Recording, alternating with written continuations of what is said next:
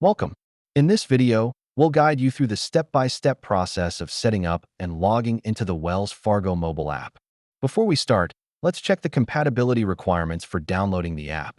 Ensure your device is running on the latest OS version. Step 1.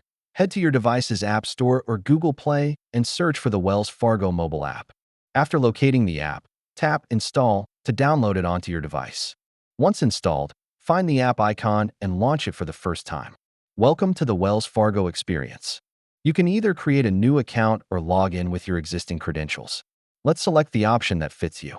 To keep your account secure, you'll be asked to verify your identity using multi-factor authentication. Follow the prompts provided. Now, let's explore the main dashboard and familiarize yourself with the app's features for easy navigation. Here are some tips to secure your account and troubleshooting tips for common issues you might encounter. Thank you for watching. Now that you're set up, explore all the features the Wells Fargo mobile app has to offer.